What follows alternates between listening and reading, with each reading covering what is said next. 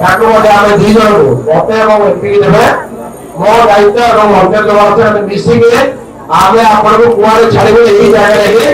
ଆପଣ ରହିବେ ଏଇଠି ରହିବେ ପହଞ୍ଚିବେ ନାହିଁ। ସେଥିପାଇଁ ମୋର ଆଶା ବିଶ୍ୱାସ ଆମେ ସମସ୍ତେ ମିଶିକିରି ଅନ୍ୟ କୌଣସି ଦଳ ଯଦି ଆସିବେ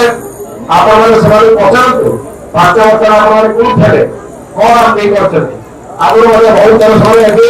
ସରକାର କରିଛନ୍ତି କିନ୍ତୁ କେବେ ବି କିଏ ଆମକୁ ଘୋଷଣା ସାଥୀ ହେଇନାହାନ୍ତି। ଆଜି ନବୀନ ପଟ୍ଟନାୟକ ଟଙ୍କିଆ ଚାଉଳ ମିଳୁଛି ଆଜି ମମତା ଯୋଜନା ମିଳୁଛି ଆଜି ଆମେ ଦେଖିଲେ କାଳିଆ ଯୋଜନା ମଧ୍ୟ ହେଇଛି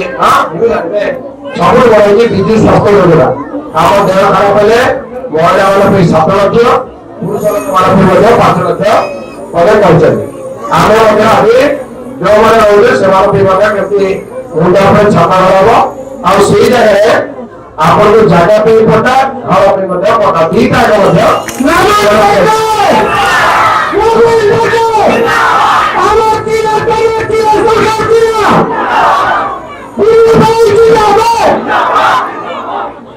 ତେଣୁକରି ଆପଣମାନେ ଆଉ ରହିଲା ଆଜି 8 ତାରିଖ ହେଲା ଆମ ପାଖରେ ସମୟ ମାତ୍ରା ରହିଲା 14 ଦିନ ଆମେ 23 ତାରିଖ ସମସ୍ତେ ଶଙ୍କରାରେ ବଟନ ଚିପିବା 23 ତାରିଖ ଦିଟା ବଟନ ଥିବ ଗୋଟେ ଏମପି ଗୋଟେ ଏମଏଲଏ ମୋର ଆଶା ବିଶ୍ୱାସ ଆମେ ଏଠି ପୁରା ମଜବୁତ କରିଦେବା ଏ କଲେଜ ସମସ୍ତେ ଆମେ ସଂକ୍ରାନ୍ତିରେ ବଟନ ଚିପିକି ବହୁ ମାତ୍ରାରେ ଜିତେଇବେ ଆମ ଦାୟିତ୍ୱ ହେଉଛି ତାପରେ ଆମର ସବୁ ଲୋକମାନେ ଘର ଘର ବୁଲିକି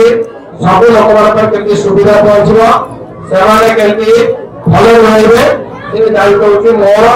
ରାଜବାବୁ ଆମେ ଅନ୍ୟ ସମସ୍ତ ଆମର ଏଠି ଦାୟିତ୍ୱ ଗୁରୁ ମଧ୍ୟ ଅବସର କରାଯାଇ ଛାତ୍ରୀ ମଧ୍ୟ ଅଛନ୍ତି।